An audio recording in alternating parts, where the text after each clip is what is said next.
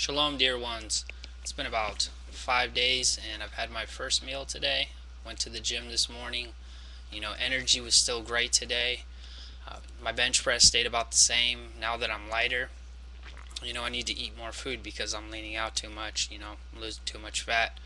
So I noticed though on the treadmill, this lightness, my endurance was actually increased. Running became actually easier.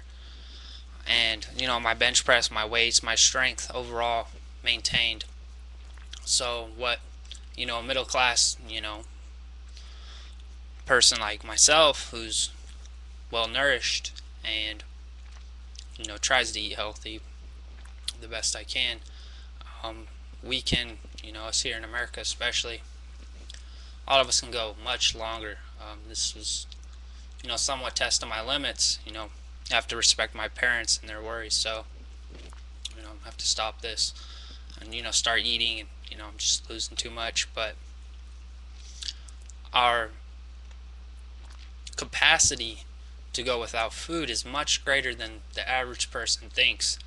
It's the water, the prana in the water, the life force of fresh mineral water, like here in my neighborhood, that truly sustains us.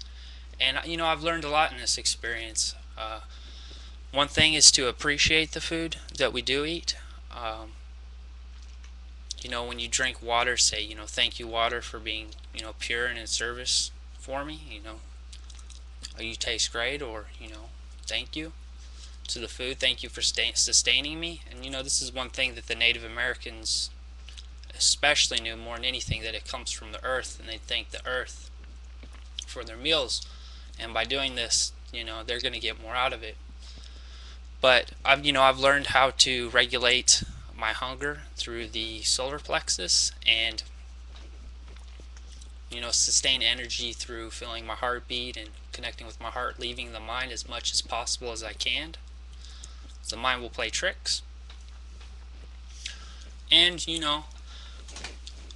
I think I can go much longer without food after experiencing this endeavor.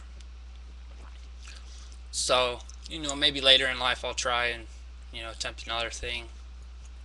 I hope that many of my viewers will understand that fasting is completely appropriate and it's healthy spiritually.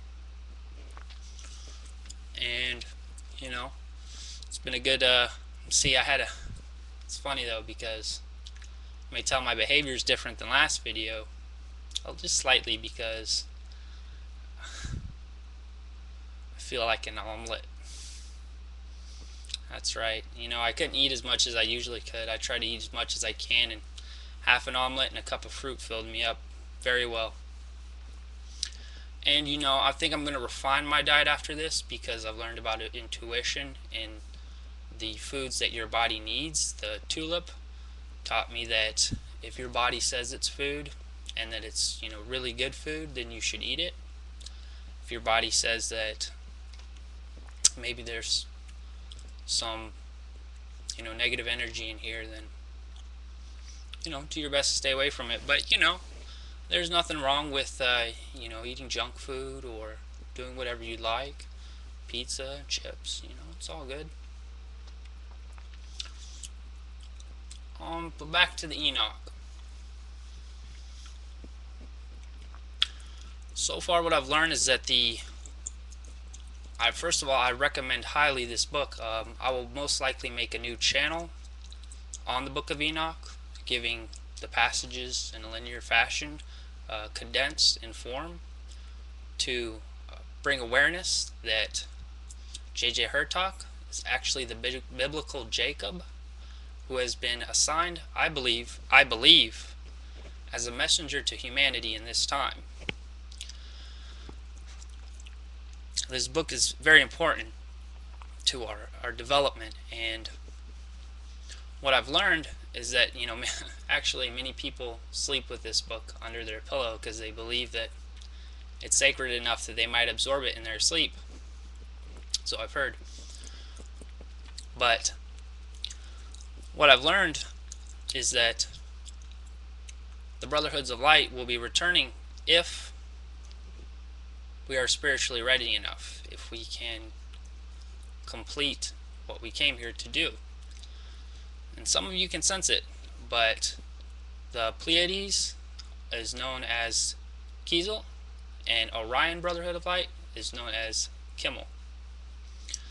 J.J. Hertok points out, or Jacob I should say, points out that there is a set of 5 divine languages that they use.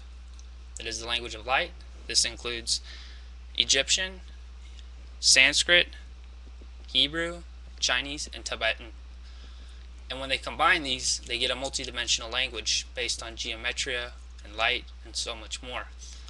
Hebrew, which the book points out, is actually keys and correlations to the amino acids in our bodies. They are symbols that correlate to our DNA. So, it points out that Hebrew is the core of their language.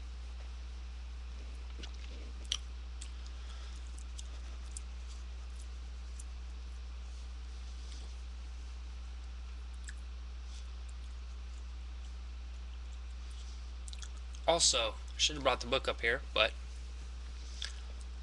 it's important to read this book in this time. The entities of Sirius will be leaving, hopefully here soon. And what else does it talk about?